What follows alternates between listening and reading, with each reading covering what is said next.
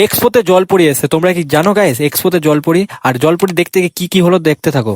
Hey guys, আমি চলে এসেছি দ্বীপ। আজকে গিয়েছিলাম এক্সপোর মধ্যে একটা নতুন একটা জিনিস আছে আমাদের মালদায়, জলপরি। তো এই জলপরি দেখার আগে দেখি ভাই এক্সপো ভালো করে খুলেই নি, আর এখানে 4 চাকা ঢুকিয়ে দিয়েছে। মানে এক্সপোতে যা তা হয়েছে, 20 টাকা দেওয়া লস, আর কাদা দুনিয়ার ছিল। যাই হোক, আমরা এসেছিলাম জলপরি দেখতে। জলপরি তো দেখতে পেলাম না, জলপরির মানে জ্বর হয়ে গেছে। জ্বর হয়ে যাওয়ার কারণে আজকে জলপরি আর দেখতে পেলাম না এসে। তো যাই হোক, নেক্সট ভিডিওতে আসবো আরেকবার।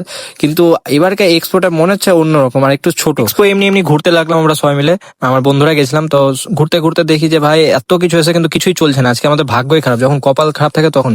তারপর আমি ভাবলাম যে একটু বেলুন মারি। তো দেখো এখানে একটা চাবির রিং আছে গাইস, তোমরা দেখতে পাচ্ছ। আমি জুম করে দেখিয়ে দেবো, চাবির রিংটাই মারবো। দেখো তোমরা গাইস, দেখতে থাকো। দেখলা গাইস শর্ট?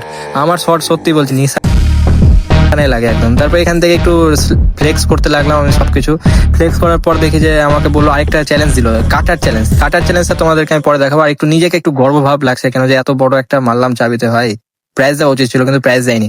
যাই হোক, এটা আমাদের এক্সপো অনেক বাজে ভাবে গেল। আমার প্রথম দিন এক্সপোটা, এখানে 4 চাকা ঢুকিয়ে দিয়েছে, কোনো দোকান ফোকান খুলেনি। তোমাদেরকে একটা সাজেস্ট করবো কথা, তোমরা 10 দিন পর আসো ভাই এক্সপো খোলার, কেন যে খুব বাজে। আর আজকের জন্য এইটুকুই থাক, টাটা।